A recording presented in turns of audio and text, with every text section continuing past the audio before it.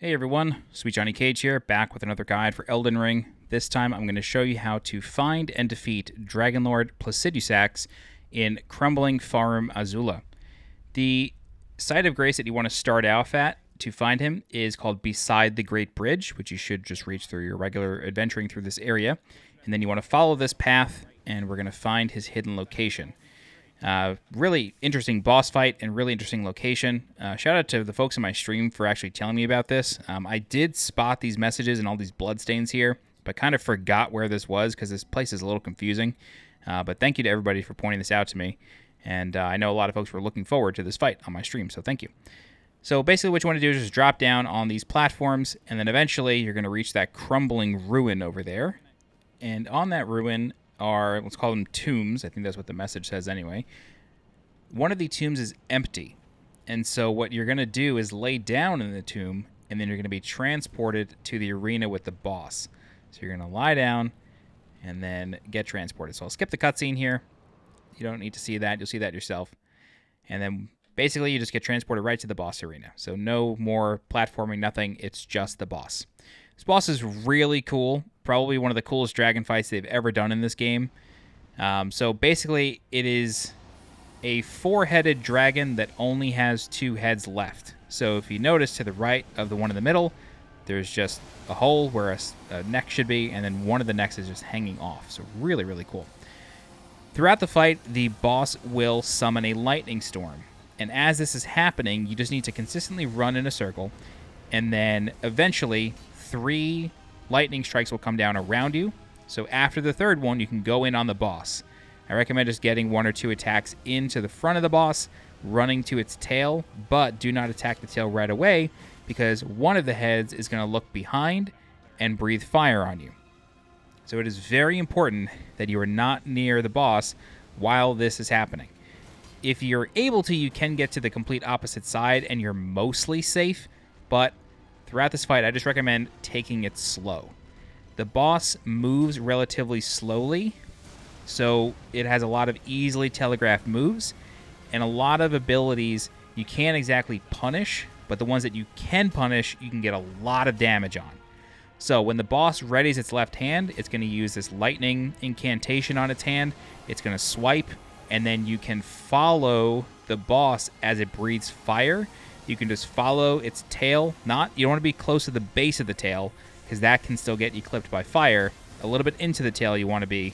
Then you can just follow it around until the tail stops. That will mean that the boss is just breathing fire forward only and nothing to the side. And then you can go in on the tail. So we're going to do that several times throughout the fight. But here after the lightning storm, get behind the boss. You're going to breathe fire on its own tail to get you away from it. You can go in and get a couple attacks. It'll do a very weak tail swipe because its tail's been chopped off. And then again, right as its left hand, you roll through it. You're going to get near the base of the tail. Maybe the midpoint's a better reference. And then once it stops, you can go in on it. You can get up to 4 hits with a colossal weapon here. Maybe 5 if you want to get saucy, but I recommend, again, just taking it slow. Whenever the boss sits still and then pushes itself up with its front legs and roars, that's the lightning storm. Just run in a circle until 3 lightning strikes land behind you, and then you're good to go. The boss can also use a lightning incantation on its right hand. That is just a typical slam, but as we get into the later phases of the fight, the boss will rake each hand back after it slams them down. The boss can sometimes just sort of quickly fly away from you, and then it'll breathe fire in front of itself. I do not recommend trying to chase it down or rolling through the fire. It's not worth it, and the boss is very quick with it. So there's a possibility that you can't even do it anyway. But lightning storm, 3 strikes, go in on the boss. You can typically jump and get 1 or 2 hits on the chest, but you always want to be ready for that left hand. It swipes, you track the tail. Once it stops, then you can go in for 3 or 4 hits, if not more depending on the weapon that you're using. Once the boss reaches about 60% HP, it will begin phase 2. This is where things get really cool. The boss will float up and disappear. And now what you have to do is just move the camera around until you see a storm cloud. This first storm cloud, the boss is just going to crash into you. You just got to roll through him. But then he disappears again. This is something that always kind of catches me off guard. You can use the audio cues if you have a headset or headphones or something. It's really easy to tell, at least in what general direction the boss is going to come from. So just listen out, look for the storm cloud, and then after it comes out of a storm cloud, it's always going to use a lightning incantation on one of its hands, and then you just sort of repeat the process. If it's using it on its left hand, then you just roll through it, track the tail, get damage on it while it's breathing fire. If it's the right hand, it'll slam. You can get one hit on its chest, then I recommend backing away. It does this attack here, where it plants its weapon into the ground. I recommend just running away. I tried a whole bunch to see if you could roll through it. It doesn't seem possible. I'm sure I'll be made a liar of by Ungball at some point in one of his videos where he does this without taking any damage, but I don't think it's worth trying to roll through it. It shouldn't kill you at this stage of the game, but it will deal a ton of damage and just waste a flask, so just don't even go for it. But you'll notice here that now the boss is disappearing a bit more frequently, and basically all of its claw incantations, it will rake backwards. So you're not exactly safe after you roll through it the first time. If it's pushing it down onto the ground, then it's going to rake back. If it's just a swipe, you're okay. But if it's actually going to hit the ground with its hand, it's almost guaranteed to rake backwards. So you got to be careful. You see it there. It was a rake backwards there. So I do not recommend being where I just was, which is under its front hands. You don't want to be there. Reason being, if the boss were to decide to turn around to breathe fire onto you, the odds of you getting out either unscathed or without dying are slim. When the boss breathes fire behind it, it's going to start doing it with one head, and then the second head is going to chime in and do it again and cover the whole area. That's why the fire is so big when it breathes. It's because it's generally coming out of two heads. So just keep that in mind. But from here on out, we're basically going to repeat the process. The boss disappears, you look out for the audio cues, you roll through the first big thing that it does. After it comes out of the storm cloud, you just track it along here, comes out. For that attack there, you want to roll forward and to the left. The reason being is because later on, when the boss gets lower in HP, it's going to start doing this crazy laser beam move after it comes out of a storm cloud. And then basically every time it does a full disappearing act and you have to track it out of a storm cloud, what's going to happen is the laser beams, and that storm cloud attack that it comes back with generally also lifts up rocks. So it's really difficult to dodge the last one that it starts doing. And frankly, that's where the fight, for me personally, started to get a little out of control. But luckily, it doesn't start doing it until it's pretty low on HP.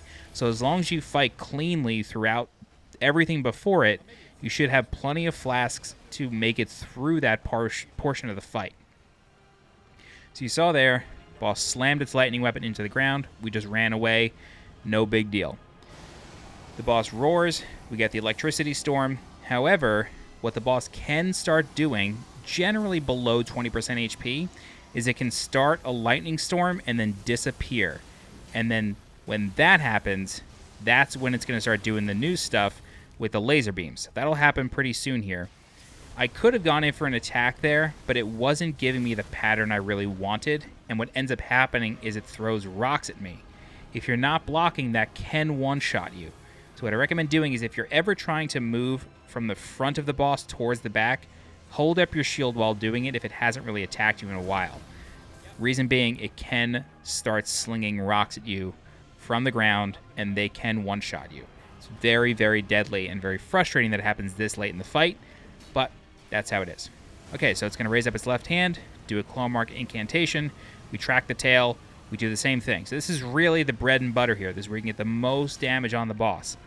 I will say, if you're able to consistently attack the boss from the front and get some really big damage in, you can stagger this boss and get a full riposte. I was able to do it once or twice. However, I found myself to be more comfortable exploiting this pattern in the AI, where I track the tail and deal damage that way, just because it led to a lot less random deaths. So the boss starts a lightning storm and then disappears. When this happens, you want to turn around and look for the lightning bolts. Thank God I was blocking right there, otherwise I would have died. Where the concentration of lightning bolts are in that storm, that is where the boss is going to come from. So you just want to roll through him or just block and you'll be okay. But then when it lands, it's going to do a ton of laser beam attacks, And I just recommend blocking and waiting. I don't recommend trying to get in on it. It's very possible that you can. I actually think it's definitely possible. I got pretty close one time. But the time it takes to get close to the boss while it's doing those laser beams, it's just so long that you're better off just waiting it out. So again, doing the same pattern here. Avoid the tail. Go in once it's done breathing fire, and then you rinse and repeat. The boss will start disappearing a lot more at this point once it's around 20% HP, so you kind of just got to deal with that, but everything else remains the same. When the boss starts coming in from the storm cloud, however, after it does the laser beams, you'll notice that it starts pushing more with the incantation arm rather than swiping at you. That only happens when it's coming out of the storm cloud, so what you want to do at that stage of the game is start late rolling up and to the left. This way you avoid the shockwave and the rocks that come along with it. It's a little tough to tell when it's happening, but generally when it disappears, you want to roll up and to the left as it's coming out of a storm cloud. When it does these close range disappearing acts, that's really not that big of a deal. It's either just going to swipe with one of its paws, not really anything to worry about. It's not new attacks that you haven't seen before. They're just coming quicker because you can't see the full telegraph as the boss was coming back from disappearing. But again, it's the same pattern over and over that you can exploit pretty easily and get big damage on. Somehow my sword completely whiffed that second hit, so I got a little greedy, went for a fourth. Starts up another lightning storm. Very important that during that lightning storm, you try to tell where the quickest exit is for you. You don't want to end up running backwards and it not doing anything for you and getting struck by lightning, getting tons of damage dealt to you. So, here's the laser beams again. We're literally just going to wait.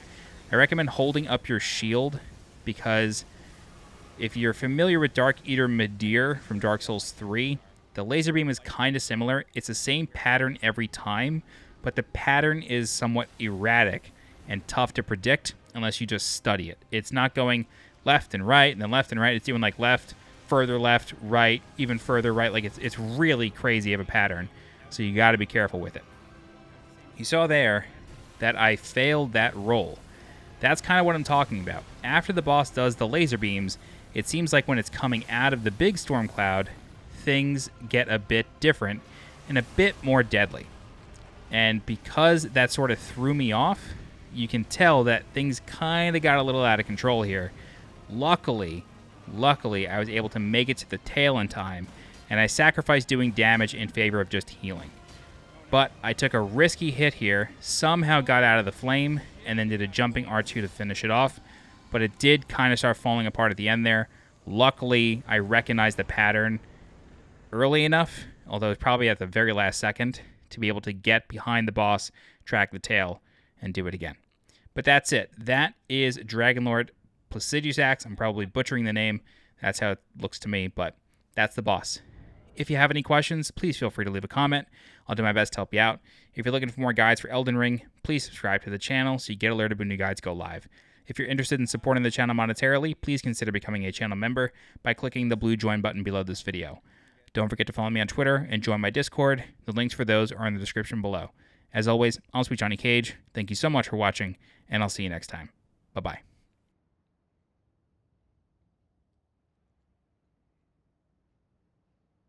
Yeah, the end got really rough there.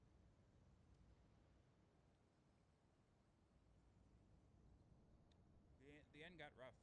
I don't understand. It seems to change.